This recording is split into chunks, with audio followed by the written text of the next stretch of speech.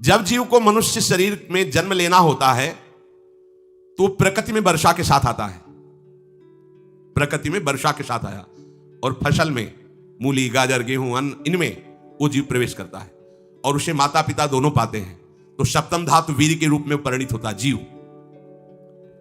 वो वीर कण के रूप में माता के उदर में जब प्रवेश करता है तो एक रात्रि में मां का और पिता का दोनों का वो जो वीर मिलता है, उस रज और वीर के मिलने से एक कलल सा बनता है। 5 रात्रि व्यतीत होने के बाद एक बुदबुदा सा बनता है।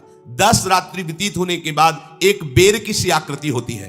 फिर उसके बाद उसमें धीरे धीरे मांसपेशियां बढ़ने लगती हैं। 1 महीने में उसके सिर निकल आता है, 2 महीने में हाथ पांव अंगों का विभाग होता है, तीसरे महीने में नख, रोम, अस्थि, चर्म, स्त्री पुरुष के चिन्ह प्रकट हो जाते हैं, 4 महीने में मांसादि 7 धातुएं प्रकट हो जाती है, 5वें महीने में चेतना जागृत हो जाती है।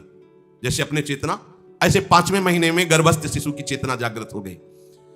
जीव है पर चेतना 5 महीने बाद मां के गर्भ में जागृत। अब उसे भूख लगती है, प्यास लगती है, वहां की तापमयी जलन, पीड़ा, छोटे छोटे कीड़ों के द्वारा काटना। 6ठे मास में झिल्ली से लपटा हुआ मां की दाहिनी कोख में कीड़े की तरह तड़पता है। उस समय माता को कड़वे और खट्टे पानी की लालसा होती है, जिससे उसके अंगों में जाकर भयंकर जलन होती है। यह है भोग। वो कृमि कीड़े की तरह तड़पता है। मलमूत्र के गड्ढे में बीच में झिल्ली में बंधा हुआ वो जीवात्मा सुकुमार तो होता है, वहां के कीड़े उसे नोचते छोटे छोटे, वो तड़पता है। माता प्रसन्न होती कि जब बच्चा हिलता है, बोले है उसकी दुर्गति हो रही, वहां भयंकर कष्ट पा रहा है। ऐसा क्लेश होता है कि क्षण क्षण में बेहोश होता रहता है। माता के खाए हुए कड़वे, तीखे, गरम, नमकीन, रूखे, खट्टे, यही पदार्थ पाने की इच्छा होती माता, क्योंकि उसको भोग भोगना है। उसके कोमल शरीर में भयानक पीड़ा होती है जब माता ऐसे पदार्थ खाती है। गर्भाशय की झिल्ली में लिपटा हुआ, आंतों और मलमूत्र से घिरा हुआ, सिर, पेट की और पीठ और गर्दन एक कुंडलाकार, ऐसे कंकण जैसा, ऐसी आकृति गर्भस्थ शिशु की होती है। पिंजड़े में बंद पक्षी के समान पराधीन, ना तो वो हिल डुल सकता है, ना बोल सकता है, बड़ा असमर्थ दुख को भोग रहा है, चेतना पूरी है। इसी समय भगवान द्रवित होकर उसे ज्ञान देते हैं, गर्भस्थ शिशु को, सबको। जे उसे ज्ञान होता है तो सैकड़ों जन्म के कुकर्म उसे याद आते हैं, सैकड़ों जन्म के। ओहो, ये मेरे कर्म का ही फल, मैंने ऐसे कर्म किए इसलिए दुख भोग रहा हूं। बेचैन हो जाता है, कैसे निपट पाऊंगा, सैकड़ों जन्म के कर्म जमा है। अब महान अशांति उसके हृदय में, उस शरीर में भयंकर पीड़ा। कुंडलाकार शरीर है, हिल भी नहीं सकता है, बस कीड़े काटते, बड़ी तड़पन, बड़ी जलन, भूख प्यास की जलन। अब एक और भयानक जलन हुई, उसे स्मरण हो जाता है कई जन्मों के, सैकड़ों जन्मों के पाप कर्मों का। 7वां महीना आरंभ हुआ कि ज्ञान का उन्मेष हो गया। अब प्रसूति वायु उसे चला रही है, तड़पता है वो। सप्त धातु में स्थूल शरीर से बंधा हुआ वो जीव भयभीत होकर के पुकारता है, अगर कोई भगवान है तो एक बार मुझे यहां से निकाल दे। वो विनय करता है भगवान से,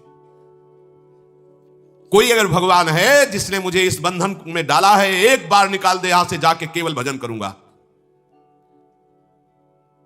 जीव कहता, जंतुरुवाच तस्योपशन्नमवितुम जगदिच्छयात् नाना तनोर्भुवि चलच्चरणारविंदम सोहम ब्रजामि शरणम रकुतो भयम में येने दृशी गतिरदर्श सतोनुरूपा। हे प्रभु, मैं बड़ा अधम हूं। ये ज्ञान भगवान की तरफ से गर्भस्थ शिशु को होता है। देखो, स्वयं वो इतना कष्ट पा रहा है, फिर जब आप गर्भ हत्या करते हैं तो आपका पाप कितना बड़ा होगा, सोचो। सब माताओं से विनय है, संयम से रहो, सावधान रहो। ये हत्या ऐसी नहीं कि तुम्हारे दान पुण्य से क्षमा हो जाएगी। ये जो भ्रूण हत्या है, गर्भ हत्या है, बहुत बड़ा पाप है। आप लोग अज्ञान के कारण इसको ध्यान नहीं देते, इसे खिलवाड़ समझते हो। कितना ज्ञान है। बेटी ही मां है, बेटी ही बहन है, बेटी ही पत्नी बनती है, बेटी ही किसी के जीवन को धारण करने वाली बनती है। और आपने गर्भ में देख लिया बेटी है, तुम स्वयं मां होकर उसका साथ दे रहे हो, उसका नष्ट करने के लिए। हमारी तो बात ही समझ में नहीं आती, क्या बुद्धि भ्रष्ट हो गई। अगर पुरुष का इतना महत्व है तो बेटियां ना हो तो तुम्हारी कौन सी गति होगी, सोचो जरा। जीना मुश्किल हो जाएगा तुम्हारा, तुम पुरुष किस काम के रह जाओगे। तुम्हारा अर्धांग काट दिया जाए तो तुम कैसे होगे? ये स्त्री स्वरूप अर्धांग है। जिस घर में एक मां बहन नहीं है, स्त्री स्वरूप नहीं, स्मशान जैसा वो होता है। ध्यान दीजिए, ये बहुत बड़ी गलती है जो अपनी बेटियों की हत्या करते हैं। ये वो पाप है जो अक्षम्य अपराध है। स्त्री हत्या करना शास्त्रों में बहुत बड़ा पाप कहा गया है। फिर वो तो बच्चा है? बिल्कुल नहीं। जिनसे हो गया है, श्रीमद् भागवत का सप्ताह मूल संस्कृत से सुनो और भगवान से प्रायश्चित प्रार्थना करो कि हे नाथ, भूल से गलती हो गई, दूसरा कोई उपाय नहीं। ध्यान से समझ लीजिए, तुम्हारे भ्रूण हत्या, गर्भ हत्या के पाप को नष्ट करने में एकमात्र श्रीमद् भागवत समर्थ है, दूसरा कोई नहीं। कोई दान पुण्य तीर्थ स्नान तुम्हें क्षमा नहीं कर पाएगा। यह ऐसा महापाप है। अगर हृदय में जलन करके और मूल संस्कृत के द्वारा पूरी 7 दिन में भागवत श्रवण की जाए नियम से, तो भागवत समर्थ है, इस हत्या के पाप से भी आपको मुक्त कर देगी। जिनके ऐसे हत्या हो गई हो करवा लो, नहीं तो बुद्धि आगे भ्रष्ट करके तुम्हें हरि गुरु से विमुख कर देगा। यह पाप ऐसा नहीं कि तुम्हें 2-4 माला घुमाने से क्षमा हो जाएगा। ये महत अपराध है। सबकी समझ में नहीं आता? समझ जाओ, नहीं तो आप जहां भी हो वहीं से भ्रष्ट कर देगा। यह अपराध नष्ट नहीं होगा, श्रीमद् भागवत की कृपा से नष्ट हो जाएगा। यह हमें बहुत विश्वास है। श्रीमद् भागवत सप्ताह की यह है ही महामहिम। प्रेत योनि को प्राप्त धुंधकारी को सीधे भगवत पार्षद स्वरूप देकर परम पद में आरूढ़ कर दिया। केवल 7 दिन की मूल संस्कृत एक भी श्लोक नहीं छूटना चाहिए। अगर सप्ताहिकी का पारायण हो तो इस भ्रूण हत्या, गर्भ हत्या से भी निवृत्ति मिल जाए। अब वो जीव भगवान को पुकारता है, मैं बड़ा नीच अधम हूं। भगवान, आपने जो मुझे गति दिखाई है तो मेरे कर्म के अनुसार ही है, आपका इसमें कोई दोष नहीं। हम लोग जब कष्ट भुगते तो भगवान से कहते हैं हमने तुम्हारा क्या बिगाड़ा? भगवान ने नहीं बिगाड़ा, तू खुद देख क्या बिगाड़ लिया अपना। करो पाप आचरण। अब देखो, हमने तो जीवन में कोई पाप नहीं किया, कितने गर्भ हत्या की है, कितनी खिलवाड़ समझे हो। ये बिल्कुल भयावह चीज है। आप लोगों को नहीं, हम बार बार इसीलिए कह रहे कि भयावह वस्तु है, तुम्हें बहुत ऊंचाई से घसीट के भ्रष्ट कर देगी। बहुत होश में हो, भूल के कभी ऐसा न करना जहां तक हमारी आवाज पहुंचे, जहां तक सुनाई दे। गर्भ हत्या मत करना, संयम से रहो। इस तरह का व्यवहार मत करो कि तुम्हारा मनुष्य जन्म ही व्यर्थ चला जाए। इसमें तीनों को बराबर दंड मिलेगा। गर्भ हत्या कराने वाला, गर्भ हत्या की प्रेरणा देने वाला और गर्भ हत्या में सहयोग देने वाला, जो औषधि डॉक्टर या जो भी, तीनों को दुर्गति होगी। माता, पिता, प्रेरक और कर्ता। ऐसा नहीं कि आप डॉक्टर हो तो आपको गर्भ हत्या करने का अधिकार नहीं। आप डॉक्टर हो दूसरे के शरीर को स्वस्थ करके निरोग करने के लिए, हत्या करने के लिए नहीं। कोई भी हमारा संविधान ऐसा आदेश नहीं करता कि आप गर्भ हत्या कर दो। ना भागवतिक और ना भारतीय संविधान ऐसा संविधान आदेश नहीं करता। अब वो जीव कह रहा है कि प्रभु मेरे योग्य ही है, आपने जो मुझे दंड दिया है। मैंने सुना है कि आपकी शरण में जो आता है आप उसकी रक्षा कर लेते हैं। आपकी जो शरण में हो जाता है वो इस भूमि पर, भारत भूमि पर, विश्व पर निर्भय विचरण करता है। कोई उसे भय नहीं प्रदान कर सकता। प्रभु, मैं इस माता के उदर में माया का रहस्य न जानने के कारण ऐसे कर्म किए कि मैं आ गया हूं। बहुत दुख पा रहा हूं। हे निर्विकार अखंड बोध स्वरूप परमात्मा, मैं बार बार नमस्कार करता हूं। प्रभु, मेरे ऊपर कृपा कर दो। एक बार इस गर्भ से निकाल दो। मैं यहां से बाहर जाकर आपका निरंतर भजन करूंगा। ये वादा करके आए हम प्रभु से सब। प्रभु ने करुणा करके हमें चांस दिया है मनुष्य शरीर। प्रभु, मैं बहुत जन्मों से इस समय स्मृति आ रही देख रहा हूं, कर्मों में भटकता रहा आपसे विमुख होकर के। ये जो मुझे अभी ज्ञान हो रहा है केवल आपकी कृपा से तत्कालिक है। तत्कालिक, एक तत्कालिक वैराग्य होता है। जैसे कथा सुनियो, मन में आया कि अब तो भजन ही करना है। यह तत्कालिक है, स्थायी नहीं है। इसे स्थायी बनाओ। प्रभु, आप अंतर्यामी हो, आप सब कुछ जान रहे हो। तीनों तापों की शांति के लिए भक्तजन आपका भजन करते हैं। मैं देहधारी होकर जीव माता के उदर में मलमूत्र से रुधिर की झिल्ली में फंसा हुआ माता की जठराग्नि के ताप से जल रहा हूं। प्रभु, एक एक क्षण में यहां विकल होकर केवल इंतजार कर रहा हूं कि किस समय मुझे यहां से निकाला जाएगा। दीन बंधु, यहां से कब मैं निकलूंगा। स्वामिन, आप बड़े दयालु हो। आप जैसे उदार प्रभु ने मुझ गर्भस्थ शिशु को यह ज्ञान दिया। हे दीन बंधु, आप अपनी कृपा से प्रसन्न हो जाइए।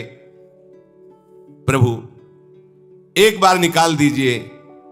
मैं ऐसा भजन करूंगा कि दोबारा संसार के दुख में नहीं आऊंगा। कपिल भगवान कहते हैं, हे माता, वो गर्भस्थ बालक शिशु भगवान से प्रार्थना करता है।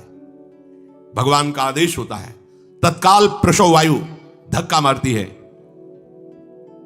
जे ही प्रसव वायु धक्का मारती तो उसको ऐसा भयंकर कष्ट होता है, जैसा पीछे लिखा है कि जैसे जिंदा किसी की चमड़ी उतारी जाए, ऐसा मां के गर्भ से निकलते समय उसे कष्ट होता है। वो अत्यंत कष्ट से व्याकुल होता है। उसी समय उसका वो ज्ञान नष्ट हो जाता है जो भगवान ने दिया था। उस समय उसकी श्वास की गति रुक जाती, जैसे किसी का गला दबा दिया जाए तो कैसा लगेगा। ऐसे ही पूरी की पूरी भागवती की स्मृति नष्ट हो गई। होश आया तब देखा कि वो बाहर पड़ा हुआ है, माता के उष्मल मूत्र में सना हुआ बिष्ठे की कीड़े की तरह। गर्भवास में जो दिव्य ज्ञान प्रकट हुआ था भगवान की कृपा से, वो सब नष्ट हो गया। भूमि परत भा ढाबर पानी, तिम जीवे माया लपटानी। चेतना आई तो रोने लगा। वो ज्ञान कहां गया? वो ज्ञानदाता कहां गया? वो कहता कहां कहां? बोले थाली बजाओ, बच्चा हुआ है। और वो तो रो रहा है कि कहां, वो ज्ञान कहां गया जिसके बल से मैं कह रहा था कि बाहर निकाल दो, मैं आपका भजन करूंगा। सब खत्म ज्ञान। जो लोग उसका अभिप्राय नहीं समझते वो उत्सव मनाते हैं, बालक हुआ है, वो रो रहा है, वो कहां गया ज्ञान? कहां कहां कहां? छोटा बालक यही लोग कहता कहां? अभी जो ज्ञान उत्पन्न हुआ था, जो अभी भगवान का बोध हुआ था, वो कहां गया? कहां गया? घर परिवार के लोग उसका पालन पोषण करते रहते हैं, उसमें कोई निषेध करने की शक्ति नहीं हो रही। मच्छर काट रहा है, दुख हो रहा है, हटा नहीं सकता बालक। उस जीव को शिशु अवस्था में जब कपड़ों पे लिपेट कर इसे लिटाया जाता है तो इतना कोमल त्वचा होती कि कपड़े भी उसको, जैसे खुजलाहट है, पीड़ा है या जलन है, बिल्कुल कोमल त्वचा होती, कुछ नहीं कर सकता, बस रो सकता है। ना खुजलाने की, ना करवट बदलने की, ना उठने की कोई सामर्थ्य नहीं। बड़ा कष्ट पाता है बाल्यावस्था में, क्योंकि त्वचा बड़ी कोमल होती, दास मच्छर आदि जीव उसको काटते हैं। गर्भावस्था का कोई ज्ञान नहीं रहा, सिर्फ रोना ही रोना रह रहा था। इस प्रकार उसकी बाल्यावस्था कटी, कौमार अवस्था आई, पौगंड अवस्था, इनमें वो खिलवाड़ में फंस गया। जैसे जैसे बड़ा होता जाता, चेतना, गुनगुना, ये कार, ये प्लास्टिक के ऐसे उनमें मगन है। देखो ना छोटे बच्चों को, अज्ञानवश इसकी ये अवस्था कट गई। बड़े भाग्यशाली ऐसे भी बच्चे हैं जो तुतला के बोलते हैं, उनकी मैया कहती राधा बोलो, राधा। देखो ये सौभाग्य, प्रणाम है उन माताओं को जो अपने बच्चों को भगवान नाम बुलाती है। ये आप बोलो, श्री हरिवंश बोलो, राधे राधे बोलो। धीरे धीरे उसकी युवावस्था पहुंची। इस समय उसके अंदर एक भूत सवार होता है। जवानी का भूत है, ये सबके सवार होता है। अगर मंत्र चल रहा है तो भूत नहीं चढ़ेगा, नाम चल रहा है तो भूत नहीं चढ़ेगा, नहीं तो भूत चढ़ जाता है। ये कुछ भी करवा सकता है भूत, भूत ही तो है ना। वैसे ही पंचभूत लिपट गए, ऊपर से जवानी का और भूत सवार हुआ तो जौवन ज्वर के ही नहीं बलकावा। जवानी में कोई भी ऐसा अपराध नहीं जो हो ना जाए। बड़ा भयानक इसमें स्वरूप होता है। इसमें केवल भोग, केवल भोग, एक ही दृष्टि रहती है, भोग भोगना। अज्ञानवश जब भोगों की प्राप्ति में बाधा पड़ती तो भयंकर वो क्रोध करता है, शोकाकुल होकर हिंसा कर बैठता है। जैसी घटनाएं सुनने को मिलती हैं, राक्षसी घटनाएं, ये भूत है जवानी का। जहां कामना में बाधा पहुंची, क्रोध, क्रोध में वो समझ नहीं पाता कि मेरे जैसा ही प्रिय शरीर उसका है जो मैं वर्ताव कर रहा हूं। सदेहेन मानेन वर्धमानेन मन्युना करोति विग्रहम कामी कामेष्वंताय चात्मनः। जैसे जैसे देह बढ़ता जाता है, पुष्ट होता जाता है, वैसे वैसे भोग वासना और अभिमान बढ़ता जाता है। वो काम परवश होकर अपना नाश करना शुरू कर देता है। यौवन, वो फिर खोटी बुद्धि वाला वैसे ही पाप करने लगता है जिन पापों के कारण उसकी दुर्गति हुई थी, नरक आदि की। वो मां के गर्भ में आया था। देहाभिमान वश निरंतर मैं करूंगा, मैंने भोगा, मैं वो भोगूंगा। उसे ये ज्ञान नहीं रहता कि मैं वादा करके आया हूं कि भजन करूंगा और इस संसार से मुक्त हो जाऊंगा, भूल गया। इसी शरीर से उसको फिर भयंकर कष्ट भोगने पड़ेंगे। इसी का नाम संसार चक्र है। अगर कहीं उसे सत्संग मिल जाए, सन्मार्ग में चल दे, तो माया भेजती है दो प्रकार के लोग उनको भ्रष्ट करने के लिए। एक जिह्वा रसेंद्री को और एक उपस्थेंद्री जनेंद्री के भोगों का समागम भेजती है। फिर ही भोगो, ध्यान रखना, शास्त्र है, सत्य एक एक अक्षर है। जब किसी को सत्संग मिल जाता है तो सत्संग का प्रभाव होता है भगवत मार्ग में रुचि पैदा करना, प्रभु अच्छे लगना, प्रभु का नाम जप करना, सत्य मार्ग में चलना। जब तुम सतमार्ग में चलोगे तो दो प्रकार के लोग भेजे जाएंगे। बढ़िया हलवा, बढ़िया खीर, रबड़ी, लो प्रभु, पाओ, आरोगो, रसेंद्री और फिर जनेंद्री। फ्री, कोई परेशानी नहीं, भोगिए आप। फिर वो ऐसे विषयी पुरुषों का संग करके वैसे ही पहले की तरह फिर पाप करने लगता है। बहुत होश में, बहुत होश में। इनको ऐसे लोगों का संग कराया जाता है जिससे सत्य, शौच, पवित्रता, दया, संयम, लज्जा, क्षमा, यश, मन इंद्री का संयम, ये सब सद्गुण नष्ट हो जाएं, ऐसे लोगों का संग कराया जाता है। ऐसे लोग बहुत हैं। वो आपको पैसा खर्चा करके वो आपको भोग दिलाएंगे। भोगो भैया, आप इनके लिए नहीं भगवत मार्ग में आए हो, आप प्रभु की प्राप्ति के लिए आए हो। बचो, सावधान हो। ये देखो, शास्त्र कह रहा है रसेंद्री और जनेंद्री दो की सुविधा देने वाले लोग मिल जाएंगे। अत्यंत शोचनीय, मूढ़, देहात्मदर्शी ऐसे असत पुरुषों का संग करके भ्रष्ट हो जाता है। अच्छा, वो आग लगा दिए, वो चल दिए, फिर नहीं देंगे। कुछ लोग ऐसे होते हैं, ये 10 दिन अपने पैसे से आपको नशा करवाएंगे, फिर इसके बाद तुम्हें उनके पैरों में गिरना पड़ेगा, फिर मांगने से भी नहीं देंगे, पहले फिर ही देंगे। आदत बिगड़ गई।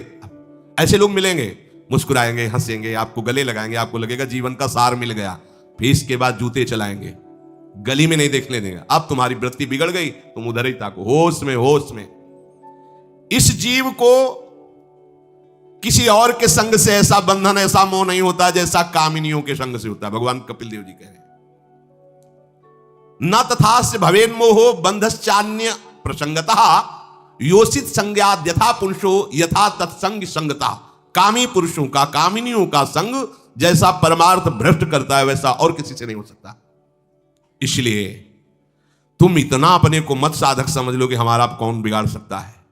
उदाहरण में दे रहे हैं, प्रजापति स्वाम दुहितरम दृष्ट्वा तद्रूप दर्शितः रोहित भूताम शोनवधा वदृक्ष रूपी हतत्रपहा।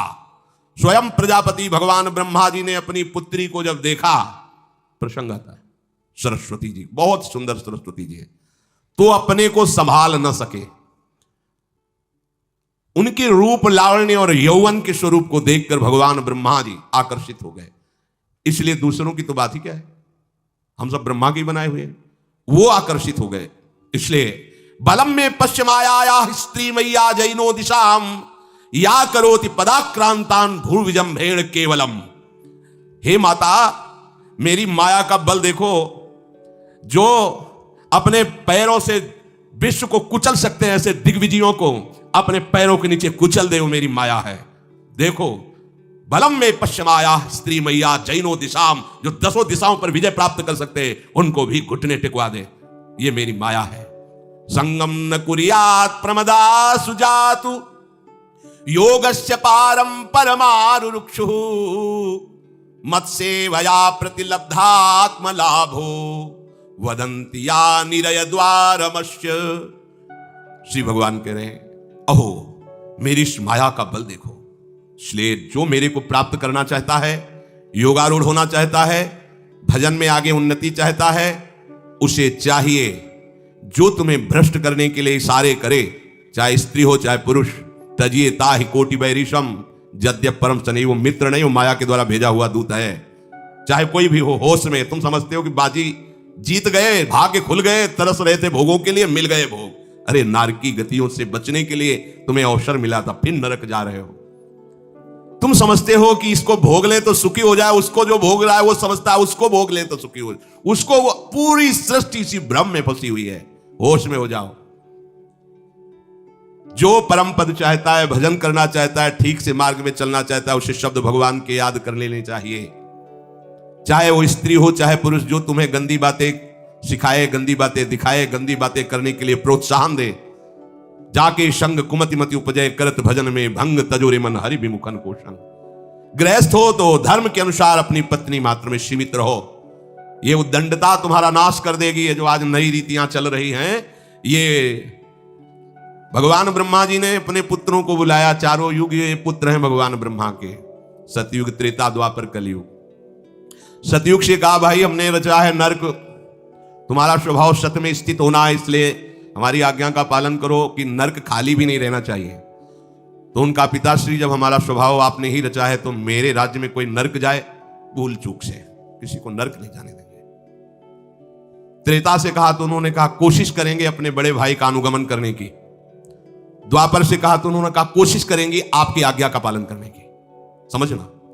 लेकिन जब कलयुग आया तो मुस्कुरा के बोला, पिताश्री जैसे बड़े भैया ने कहा मेरे राज्य में कोई नरक मेरी जानकारी में नहीं जा पाएगा, ऐसे ही मेरे राज्य में कोई स्वर्ग या परम पद मेरी जानकारी में नहीं जा पाएगा, मैं सीधे हाउसफुल करूंगा नरक। देख लो ना, शराब पीना, व्यभिचार करना, जुआ खेलना, चोरी करना, हिंसा करना, इसके प्रधान स्थान है। ब्रह्मा जी से कहा आप चिंता मत करो, जैसे बड़े भैया कहते हैं कि हमारे राज्य में कोई नरक नहीं जाएगा, ऐसे हम आपको वचन देते हैं। अगर हमारी दृष्टि पड़ी तो न स्वर्ग जाने देंगे न परम पद में जाने देंगे। तभी महाप्रभु कहते पाए जान जगत में सब जन कपटी कुटिल कलयुगी टंचू। कलयुग ने सबको देख रखा है, सबको अधीन कर रखा है। अगर बच सकते हो तो एक हरिनाम है, राधा नाम है, जो कलयुग का प्रभाव नहीं पड़ने देगा। इसलिए होश में, चाहे वो पुरुष हो या स्त्री हो, रिश्तेदार हो, नातेदार हो, कोई हो, जिसके संग से भोग वासना बढ़े, भगवत विमुक्ता हो, दूरी बना लो, तत्काल दूरी बना लो। वो मित्र नहीं, वो भारी दुश्मन है, जो तुम्हें फिर वही दुर्गति में ले जाएगा जो गर्भ में वादा किया वो नहीं कर पाओगे। भगवान कह रहे मैं इसलिए मना कर रहा हूं कि खुला हुआ नरक का द्वार है। वदंती या निरय द्वारम अश्य, निरय माने नरक का द्वार, अश्य माने ये भोग विलासिता खुला हुआ नरक का द्वार है। इसका भाव यह है कि इसमें सुख तो है नहीं, सुख भासता है। भासना और है में अंतर है। जैसे रेत में हम देखते हैं सूर्य की किरणें पड़ने पर निर्मल जल भासता है, और प्यास के कारण हम दौड़े तो वहां बालू ही मिलेगी, फिर आगे भासता है, फिर भागे तो फिर भागने से प्यास बढ़ती जाती है, पानी मिलता नहीं। ऐसे ही परस्पर आकर्षण में सुख भासता है, होता नहीं। जब हम उसको स्वीकार कर लेते हैं तो एक मन में उदासी आती कि यहां वो तो मिला नहीं जो चाह रहे थे, तो वो दूसरा दिखाता है, वो आगे वो उधर गया, तो फिर वो पूरा जीवन नष्ट हो जाता है। और मिला नहीं क्योंकि है नहीं, भासता है, सुख भासता है नहीं। प्रभु में सुख भासता नहीं, प्रभु में सुख है, भासता नहीं है। इसलिए जो भासता में लगे वो प्रभु में नहीं लग पाते, क्योंकि वहां भासता नहीं है, वहां भास रहा है, और है नहीं। यहां है, भास नहीं रहा है तो है का परिचय नहीं है, इसलिए वो यहां लग। और जो लग गया, नाच नाच के मीरा जी कहती पायो जी पायो मैंने राम रतन धन पायो। पति है। प्रथम रात्रि में मीरा जी ने राणा साहब से कहा कि आप हमारी बात शायद समझ सकते हो, आप हमें स्पर्श मत करना, मैंने सुहाग गिरधर के नाम का भरा है, मैं तुम्हारी पत्नी नहीं हूं। लोक व्यवहार के कारण तुम पति रूप में आए हो, तो मैं चाहती हूं कि तुम मेरा सहयोग करो। मैं एक पतिव्रता हूं गिरधर की, मेरे तो गिरधर गोपाल बैठे थे एक ही सैया में, उतर के चरणों में बैठ गए। मीरा जी के चरण पकड़े के अहो भाग्य, मुझे ऐसे सौभाग्य मिला कि आपका पति होने का। एकांत में आप हमारी गुरु होंगी और समाज में आप पत्नी का स्वांग करेंगे, जिससे आपको विक्षेप नहीं पड़े। आजीवन निर्वाह किया, एकांत में गुरुवत मीरा जी के प्रति व्यवहार करते राणा साहब, और व्यवहार में मीरा जी पत्नी जैसा व्यवहार, व्यवहार में बाहर और अंतर में ऐसी सदगति हुई राणा की जो बड़े बड़े योगियों को दुर्लभ है। मीरा जी जीवन में कभी भी किसी भोग को स्वीकार नहीं किया। गिरधर के रंग राची, सब भोग चरणों में लुट रहे थे। सोचिए, राज परिवार में ब्याही गई, क्या था, किसी भी सुख की आकांक्षा नहीं। यह है रंग श्री हरि का, है नहीं ना उनमें सुख। जो है सुख वो मिल गया तो फिर भासने की तरफ क्यों बढ़ेगा।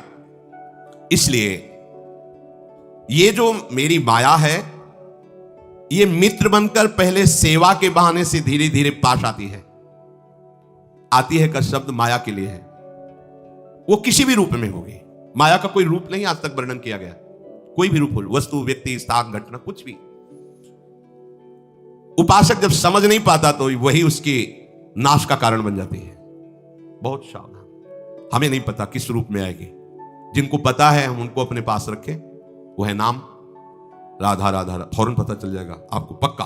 ये ठीक नहीं, बहुत श्रद्धा नहीं, बिल्कुल हटो, बिल्कुल हटो, अंदर से बिल्कुल हटो।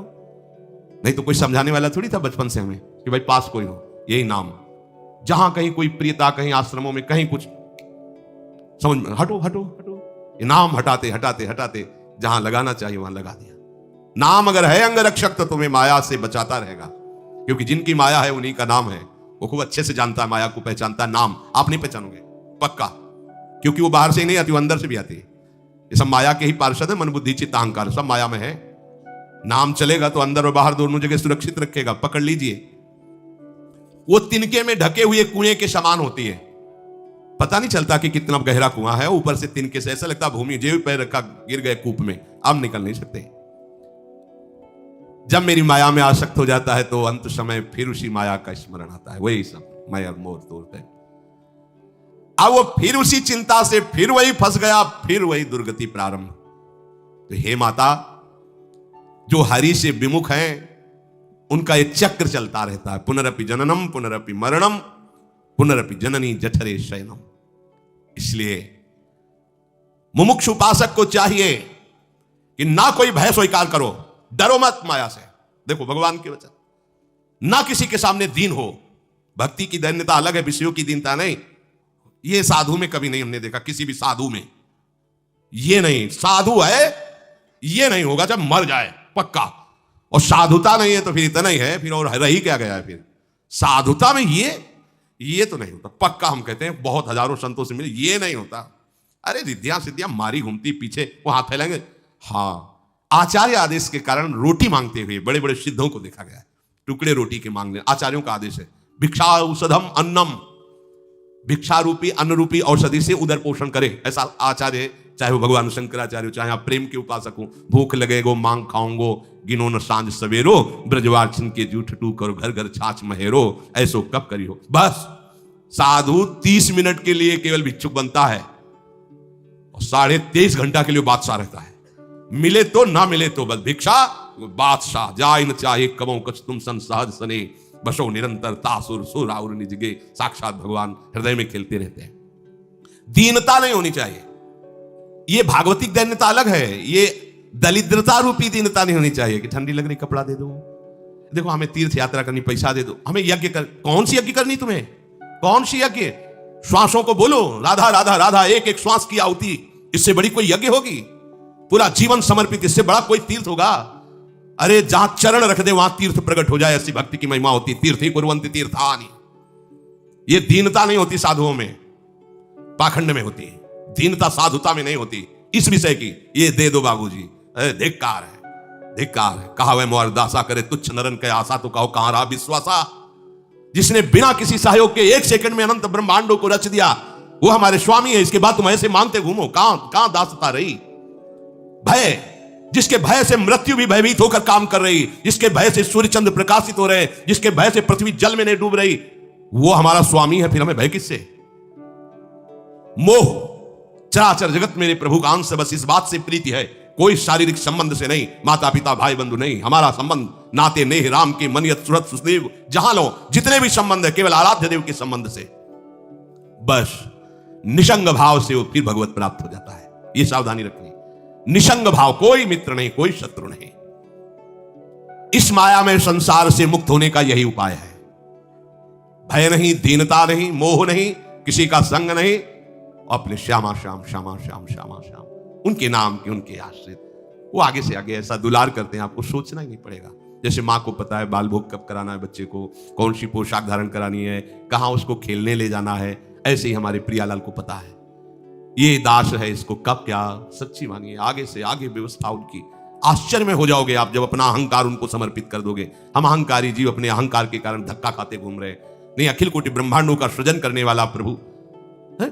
4 लाख योजन का एक पहाड़ केवल है, सोने का प्योर सोने का, मिलावट नहीं। 4 लाख योजन, 1 योजन 4 कोस, 1 कोस 3 किलोमीटर। कितना एक से एक रत्न इस पृथ्वी में है। ऐसे मालिक के गुलाम हो, ऐसे हाथ फैलाते हो। राधा राधा। इस शरीर को बहुत ध्यान से सुन लो, जो इस शरीर को निक्षेप माने धरोहर होता है, धरोहर की भांति। जैसे हम तुम्हें दे दें कि 500 रुपए रख लो, हमें जब काम लगेगा ले लेंगे, तो 500 रुपए रखे आपकी जेब में, लेकिन आप कभी उसे अपना नहीं मानेंगे। अगर कभी आवश्यकता पड़ी, किसी ने बताया कि 500 रुपए आपकी जेब में, नहीं नहीं नहीं, वो तो धरोहर है। जब वो मांग लेंगे तो उनको हम खर्चा, धरोहर का खर्चा स्वयं में नहीं किया जाता। ईमानदार आदमी धरोहर को जैसे रखा है वही, ये नहीं कि हम 500 खर्चा कर लेते हैं फिर कमा के 500 दे देंगे, नहीं, वही सेम टू सेम वैसे ही वापस होगा।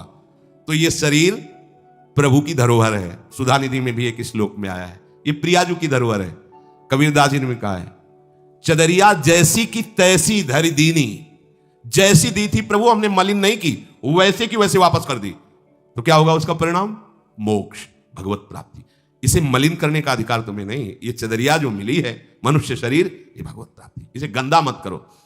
शरीर को धरोहर की भांति रखकर, ये गुरु की संपत्ति है, ये इष्ट देव की संपत्ति। तन वांग मनोभिरमलई सुहम तविवासिता, ये शरीर, ये मन, ये वाणी हमारे गुरुदेव को समर्पित, उनकी आज्ञा के अनुसार चलना है।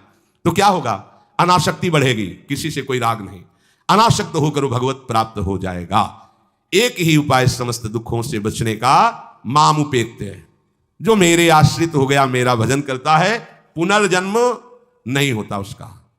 क्योंकि दुखालयम शाश्वतम, संसार में वही जवानी, वही बुढ़ापा, वही रोग, वही योनियों में भटकना। थोड़ा तो थक जाओ। तुम्हें नहीं चाहिए दिव्यता तो कम से कम इतना समझ लो। फिर वही प्रारंभ वाली बात कहते हैं कि देश विदेश सुख के लिए भटकते हो, तो हम भी तो ऐसे देश की बात करें जहां सुख ही सुख है, जहां काल की भी चाल नहीं है। वो है निकुंज देश। निकुंज देश के राजा हैं श्यामा श्याम। चलो ना वहां, राधा राधा रूपी धन कमाओ, यहां किसी से व्यवहार न करो, प्रेम का व्यवहार भगवत समर्पित करो, राग द्वेष का व्यवहार मत करो। तो इसी जन्म में ये कर्म परंपरा खत्म हो जाएगी। पता नहीं कौन कौन सी योनियों में हमें जाना पड़े मां के गर्भ में। इसलिए भाई ये आखिरी जन्म होना चाहिए, ऐसा कर लो, ऐसा धन कमा लो जो तुम्हारे साथ चले, वो है राधा नाम। अब जीवन में धोखा ना होने पावे। सबसे प्रार्थना है बच जाओ, आगे और कलयुग भयानक रूप लेके आएगा, आपसे भजन नहीं होगा। अभी देख लो, न खान पान पवित्र है, न संग पवित्र है, न दृश्य पवित्र है, आगे तो और भी। ये ऐसा समय पैदा करेगा कलयुग कि कोई राम कृष्ण हरि नाम सुनाई नहीं देगा। भा भ्रष्टाचारा सब संसारा धर्म सुने नहीं, कहीं स्वाहा स्वधा तो खत्म होता जा रहा है। देख लो, पहले यज्ञों की भरमार होती थी, कहां यज्ञ हो रहे हैं। ऐसे ही अभी सत्संग सुनने को मिल रहा है। कितने जगह सत्संग होता है भगवत प्राप्ति का, कितनी जगह सत्संग होता है, खोज लो आप पूरे भारत में। कितनी जगह शुद्ध शास्त्र सम्मत भगवत मार्ग की बात मिलेगी। कितने नाम जापक रह गए हैं। वास्तविक आगे चल करके आपको सपोर्ट ही नहीं मिलेगा भक्ति का। जैसे अभी डरने लगे कि अगर तिलक लगा के जाएंगे तो ऑफिस वाले क्या कहेंगे। स्कूल में तो कंठी और तिलक ही नहीं धारण करने दिया जाता। बच्चे कहते हैं, घर में कहते हैं तुम सुहागवती हो, कंठी तो विधवा धारण करती है। कैसा दुर्बुद्धि। घर वाले, ठाकुर सेवा ये तो विधवाओं का काम होगा। सच्ची सौभाग्यवती वही है जिसने ठाकुर सेवा स्वीकार कर ली। सच्चा मंगल सूत्र कंठी ही है जिसने हरि का पहन लिया। कैसी मंद बुद्धि है लोगों की। ऐसी मतलब सौभाग्यवती भी कंठी पहन सकती है, तो हमें लगता है इससे बड़ा दुर्भाग्य क्या होगा, हम इसे सौभाग्य मानेंगे। राम हरि कृष्ण बोल न पावे, कंठी न धारण करे, रज न धारण करे और उसे सौभाग्यवती, तो कौन सा सौभाग्य। मरण धर्मापति, कुछ दिन में वो भी मरेगा, फिर बनना क्या बनना। न भजन लायक रह जाओगे, न संसार लायक रह जाओगे। प्रार्थना मान लो, थोड़ा कड़ुआ लगेगा लेकिन बहुत मीठा है परिणाम इसका। ये तग्रे विस्मयो परिणाम अमृतोपमम, जिसमें शुरुआत विष जैसी लगे उसका परिणाम अमृत में होता है। खूब भजन करो और इसी जन्म में श्री जी को प्राप्त करो। श्री राधा वल्लभ लाल। माँ के घर में बच्चा भगवान से कहता है, प्रभु अगर मैं बाहर जाकर आपको भूल जाऊँ तो मुझे बार बार दुख देकर आपकी याद दिला देना। अगर मैं अहंकार में डूब जाऊँ तो मुझे झुका देना, पर मुझे आपसे दूर मत होने देना। मुझे मेरी माँ देना जो मुझे प्रेम के साथ संस्कार भी दे, और ऐसा जीवन देना जहाँ मैं आपका पहचान सकूँ। भगवान मुस्कुरा कर कहते हैं, जा पुत्र, मैं हर रूप में तेरे साथ रहूँगा। तेरी माँ के आंसू में, तेरे कर्म में, फल में और तेरे अंतःकरण की आवाज़ में। लेकिन जैसे ही बच्चा जन्म लेता है, माया का पर्दा गिर जाता है और वो भगवान को भूल जाता है। इसलिए शास्त्र कहते हैं, जीवन में जो कष्ट आते हैं वो सजा नहीं, भगवान की याद दिलाने वाली घंटी है। अगर यह कहानी आपके दिल को छू गई हो तो समझ लेना भगवान भी आपको पुकार रहे हैं, बस सुनिए और मन पहचानिए।